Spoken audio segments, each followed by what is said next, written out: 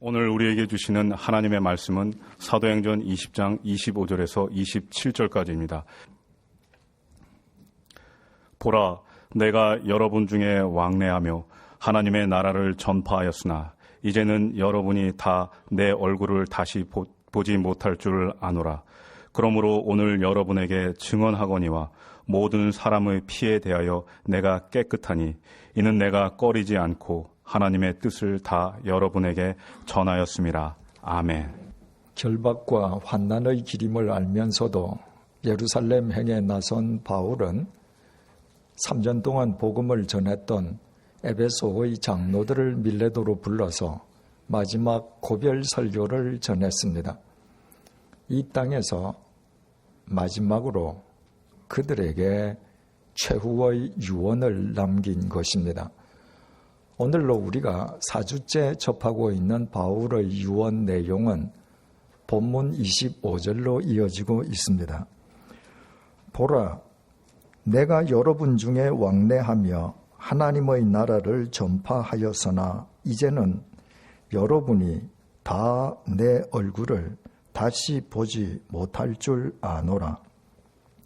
우리말 보라로 번역된 헬라어 이 두는 감탄을 표할 때 또는 상대의 이목을 집중케 하거나 상대의 경각심을 높여줄 필요가 있을 때 혹은 특별히 자신의 말을 강조하고자 할 때 사용하는 지시불변사로서 영어의 behold에 해당합니다.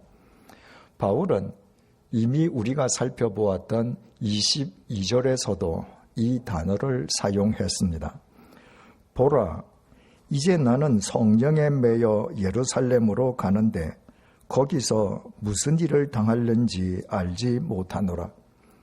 그동안 바울이 각 성을 거쳐올 때마다 그의 예루살렘 행이 결박과 환난이 도사린 길임을 성령님께서 그에게 계속 일러주셨지만 바울은 주님께서 부여하신 사명을 완수하기 위해서라면 자신의 생명조차 조금도 귀한 것으로 여기지 아니함을 에베소 장로들에게 천명하면서 보라라는 지시불변사를 사용했습니다. 자신의 굳은 결심을 강조하기 위함이었습니다. 그리고 오늘의 본문 25절 역시 보라는 지시불변사로 시작합니다. 우리말 성경에는 보라라고만 기록이 되어 있지만 헬라어 원문에는 카이 윈 이두라고 표기되어 있습니다. 그대로 옮기자면 그리고 이제 보라는 의미입니다. 바울은 이렇게 운을 뗍으로써 보라는 지시불변사만 사용했을 때보다 자신이 말하고자 하는 내용에 대해 에베소 장로들의 경각심을 더 높여 주었습니다. 헬라어 원문을 보면 보라는 지시불변사에 이어지는 바울의 말은 헬라어 문법상 우리말 성경과 순서가 다릅니다. 헬라어 원문을 보면 바울은 먼저 내가 알고 있다고 말을 했습니다. 헬라어는 동사의 어미가 주어의 수와 성을 나타내므로 일반적으로 헬라어에서는 주어가 생략된다고 했습니다. 그런데도 바울은 굳이 1인칭 주어 나를 사용해서 내가 알고 있다고 말을 했습니다. 이 세상 다른 사람 그 누구도 아닌 바울 자기 자신, 바로 내가 알고 있음을 강조하기 위함이었습니다. 바울이 그토록 강조하고자 했던 내용은 여러분이 내 얼굴을 다시 보지 못할 줄 내가 안다는 것이었습니다. 바울이 강조하고자 했던 그 원문의 뉘앙스를 그대로 살려서 본문을 우리말로 옮기면 바울은 이렇게 말한 셈이 됩니다. 자, 이제 보십시오. 나는 알고 있습니다. 여러분이 다시는 내 얼굴을 보지 못할 것을 나는 알고 있습니다. 여러분을 찾아다니면서 하나님의 나라를 전하던 내 얼굴, 이 얼굴을 여러분이 다시는 보지 못할 줄을 내가 안다는 말입니다. 지금 바울은 에베소 장로들에게 이 땅에서의 최후의 유언을 남기고 있습니다. 하지만 에베소 장로들은 이번 작별이 이 세상에서 바울과의 영원한 작별임을 아직까지 절감하지 못하고 있습니다. 그래서 바울은 보라라는 지시불변사와 사용하지 아니해도 될 1인칭 주어 나를 사용하면서까지 여러분이 나의 얼굴을 다시는 보지 못하게 될 줄을 내가 안다고 강조하고 있는 것입니다. 이 시간에 우리가 주목하고자 하는 것은 바울이 이 땅에서의 영원한 작별, 즉 죽음을 자신의 얼굴을 보지 못하는 것으로 정의한 사실입니다. 만약 우리 모두의 몸에 얼굴이 붙어 있지 않다면 우리에게 누가 누군지 분간할 수 있는 길은 없을 것입니다. 우리의 얼굴은 각자 우리 자신이 누구인지 우리의 정체성을 밝혀주는 절대적인 기준입니다. 더욱이 얼굴의 본딘말은 얼꼴이라고 했습니다. 보이지 않는 영혼의 꼴, 모습이 어떤 모습인지 눈에 보이게끔 그 꼴이 드러나는 곳이 얼굴이라는 것입니다. 이런 의미에서 얼굴은 우리 신체의 한 부분이 아니라 바로 우리 자신입니다. 바울이 자신의 죽음을 다시는 자신의 얼굴을 보지 못하는 것으로 정의한 것은 탁월한 통찰력이 아닐 수 없습니다. 모든 사람에게는 이 세상에서 영원한 작별이 반드시 있기 마련입니다. 살아있는 한 공간적으로 멀리 떨어져 있는 사람과도 헤어진 사람과도 언젠가는 다시 만날 가능성이 있습니다. 살아있으면 누구와든 다시 만날 가능성을 지니고 있음을 뜻합니다. 모든 사람에게 이 세상에서의 영원한 작별이 반드시 있기 마련인 것은 그 누구도 죽음을 피할 수 없기 때문입니다.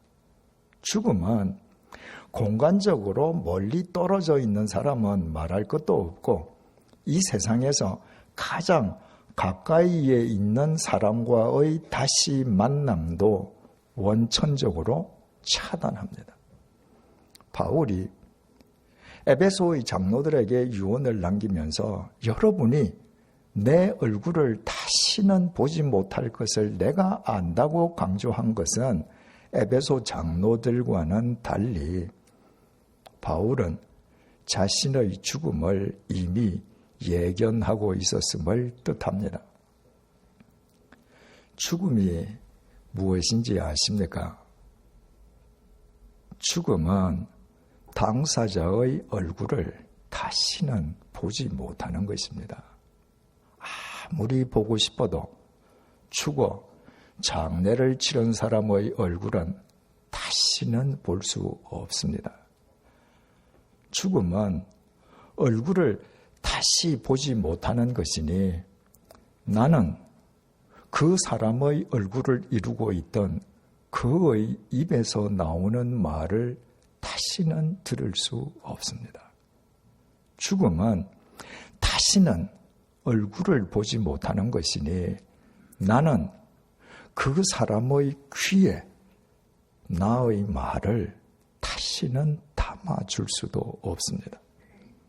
죽음은 다시는 얼굴을 보지 못하는 것이니 나는 그 사람의 눈앞에서 다시는 웃어줄 수도 없습니다.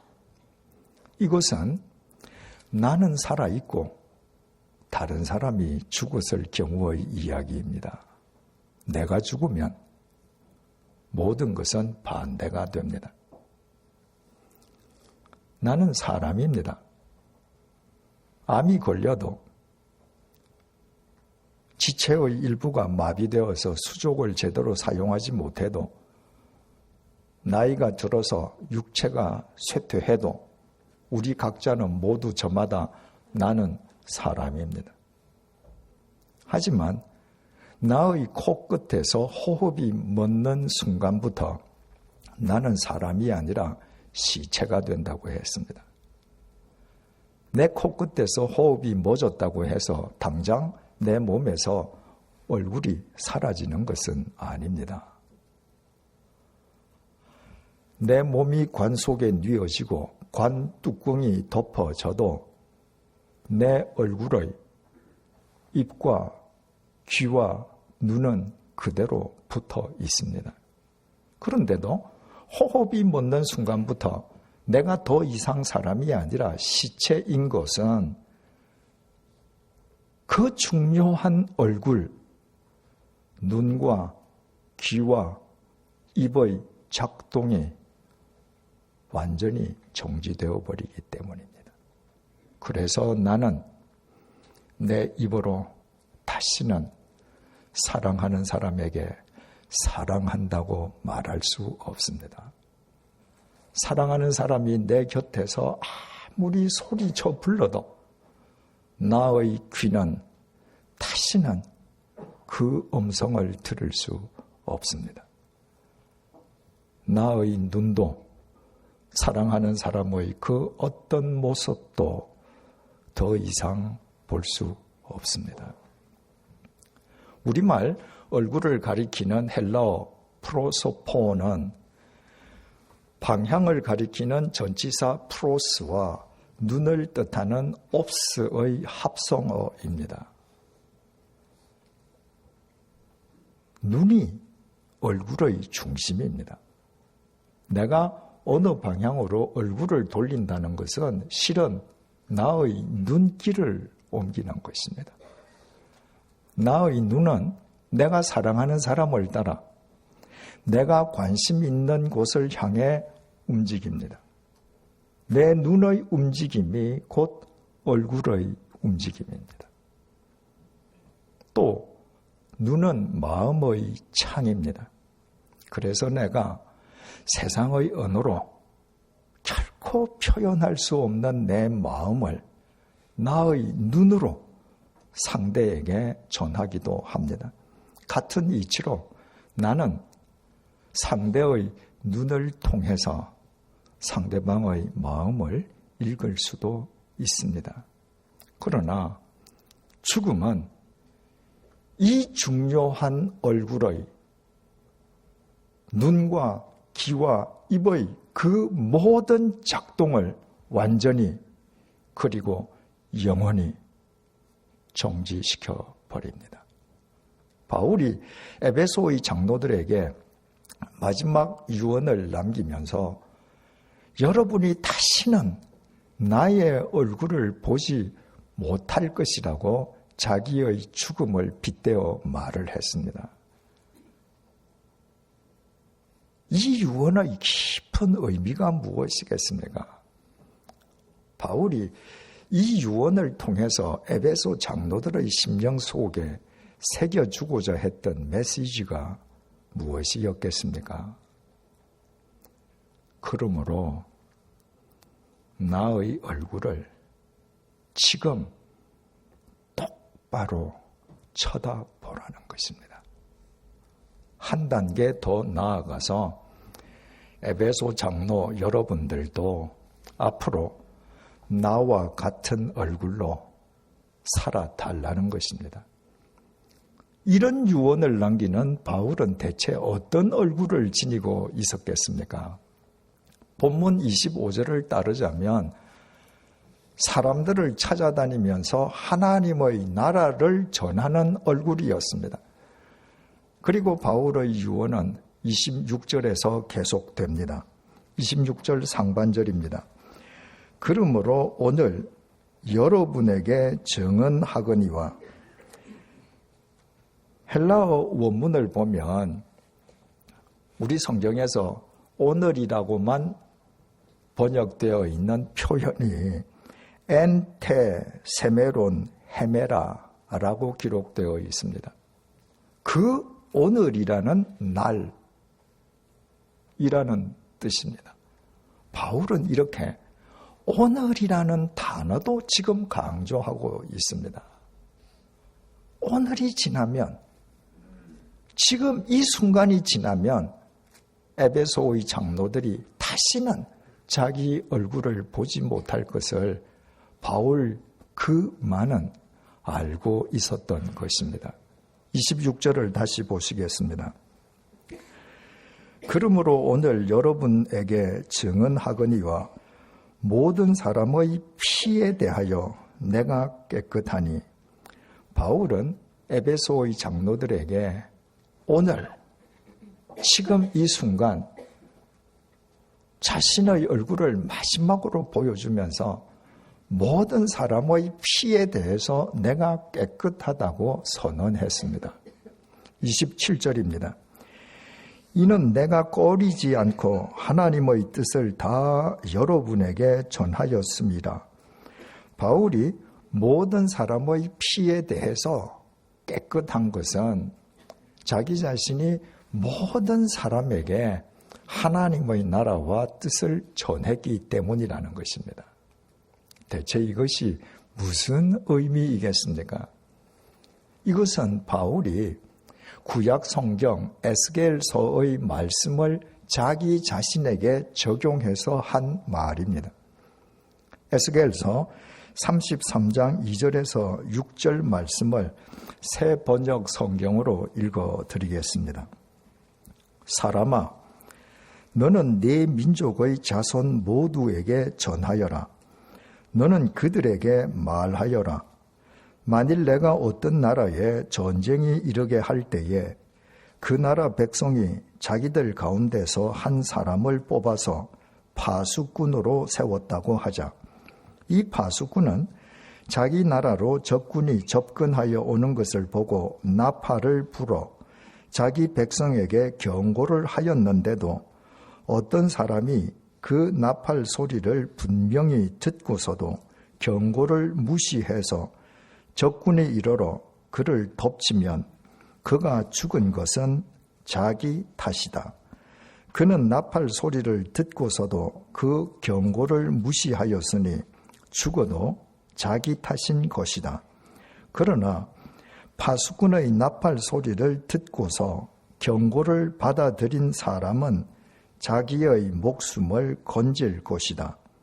그러나 만일 그 파수꾼이 적군이 가까이 오는 것을 보고서도 나팔을 불지 않아서 그 백성이 경고를 받지 못하고 적군이 이르러 그들 가운데 어떤 사람을 덮쳤다면 죽은 사람은 자신의 죄 때문에 죽은 것이지만 그 사람이 죽은 책임은 내가 파수꾼에게 묻겠다.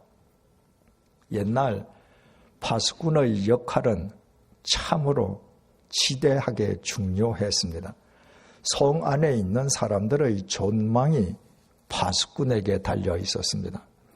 산이 많은 우리나라와는 달리 지평선까지 보이는 광야가 많은 중동에서는 아득히 먼 지평선에 적군이 나타나는 것을 보고 파수꾼이 나팔을 불면 그 적군이 성 앞까지 이르러서 대오를 갖추어서 공격을 시작하기까지는 며칠씩 걸렸습니다. 그러므로 성 안에 있는 사람들은 파수꾼의 나팔 소리를 듣고서 전열을 가다듬어 전쟁을 하려 하든가 아니면 더 큰 성으로 도피하든가 충분한 시간적 여유를 지닐 수 있었습니다. 지평선에 나타난 적군을 파수꾼이 보고 즉각 비상 나팔을 불었습니다. 그런데 성 안에 있는 군사와 사람들이 힘을 합쳐서 적군과 전쟁을 치르다가 패했거나 다른 성으로 도피하는데 실패했다 할지라도 그것이 파수꾼의 책임일 수는 없었습니다. 파수꾼은 비상 나팔을 부는 자기 역할에 이미 충실했기 때문입니다. 그러나 지평선에 나타난 적군이 성 밑까지 다가오는 동안에 파수꾼이 그 적군을 계속 쳐다보면서도 비상 나팔을 불지 않아서 성을 빼앗기고 성 안의 사람들이 죽었다면 그 나라의 왕은 반드시 그 파수꾼에게 책임을 물을 것입니다. 그 파수꾼이 자기 사명을 경홀히 여긴 탓입니다. 에스겔서 33장 7절에서 9절이 이렇게 계속됩니다. 너 사람아, 내가 너를 이스라엘 족속의 파수꾼으로 세웠다. 그러므로 너는 내가 하는 말을 듣고 나를 대신하여 그들에게 경고하여라. 내가 악인에게 말하기를 너는 반드시 죽을 것이다 하였는데도 내가 그 악인에게 말하여 그가 악한 길을 버리고 떠나도록 경고하지 않으면 그 악인은 자신의 죄가 있어서 죽을 것이지만 그 사람이 죽은 책임은 내가 너에게 묻겠다. 네가 악인에게 그의 길에서 떠나서 거기에서 돌이키도록 경고하였는데도 그가 자신의 길에서 돌이키지 않으면 그는 자신의 죄 때문에 죽지만 너는 목숨을 보존할 것이다. 하나님께서 많은 사람들 가운데에 한 사람을 특별히 불러 선지자로 세우시는 것은 그 홀로 말씀을 독점해서 자기 영달과 안위를 위해 이용하라 하심이 결코 아닙니다. 그 사람을 당신 말씀의 파수꾼으로 삼으시기 위함입니다. 시시각각오는 죽음을 내다보면서 여러분들이 그렇게 살면 반드시 하나님의 심판을 받을 수밖에 없다고 속히 삼위일체 하나님께로 돌아오라고 말씀의 비상 나팔을 불게 하시기 위함인 것입니다. 선지자가 말씀의 파수꾼 역할을 충실히 이행했는데도 누군가가 그 선지자의 말을 가벼이 듣고 멸망했다면 그것은 선지자의 책임이 아닙니다. 그러나 선지자가 죄와 사망 속에 빠져 있는 사람들에게 비상 나팔을 불지 아니함으로 인하여 그 주위 사람 누군가가 멸망한다면 하나님께서는 반드시 그 책임을 선지자에게 물으시겠다는 것입니다. 그 선지자는 파수꾼의 사명을 가벼이 여겼기 때문입니다. 지금 바울은 에베소의 장로들을 불러다 놓고 그들에게 이 세상 마지막 유언을 남기면서 에스겔서의 이 말씀을 인용해서 자신을 복음의 파수꾼으로 묘사하고 있는 것입니다. 바울은 지금 자기 앞에 있는 에베소의 장로들을 포함해서 에베소 사람들뿐만 아니라 오늘날 터키 대륙의 서부 지역인 아시아 각지의 사람들을 찾아다니면서 복음을 전했습니다. 복음의 핵심은 십자가에서 인간의 죄값을 대신 치러주신 예수 그리스도만 영원한 구원자시요 영원한 생명이라는 것입니다. 2000년 전 우상과 만몬의 노예로 살던 사람에게 그 복음을 전한다는 것은 많은 장애물이 있었지만 바울은 복음의 파수꾼의 사명을 다하기 위해서 그 무엇에도 구속당하거나 구애받지 않았습니다. 그래서 사도 바울이 지금 모든 사람의 피에 대해서 자기 자신은 깨끗하다고 선언하고 있는 것입니다.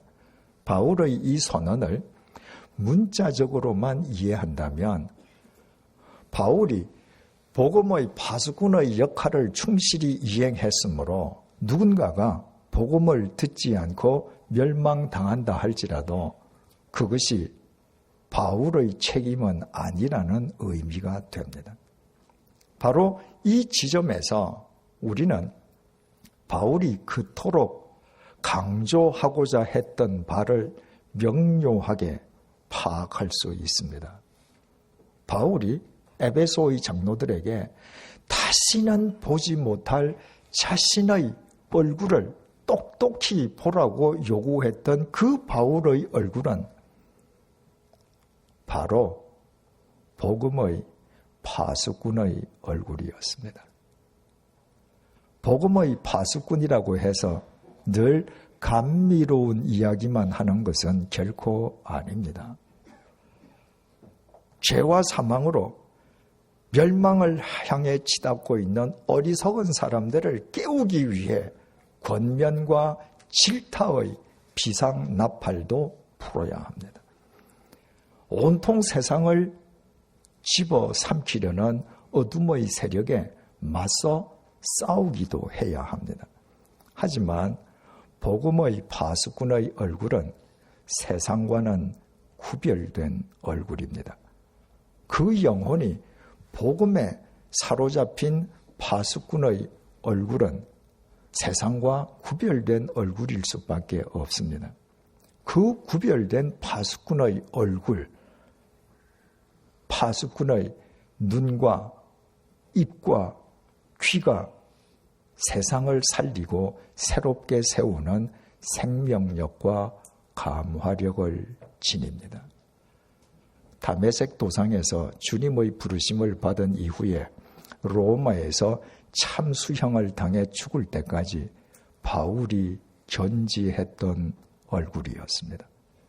그러므로 바울이 자신이 복음의 파수꾼의 역할을 충실히 이행했으므로 누군가가 복음을 듣지 않고 멸망당한다 할지라도 자신은 그 모든 피에 대해서 깨끗하다고 선언한 그 진위는 그 사람이 죽든지 말든지 이제 자기와는 아무 상관이 없다는 책임 회피가 아니라 에베소 장로 여러분들도 복음의 파수꾼의 얼굴로 살아달라고 당부하는 데 있었습니다.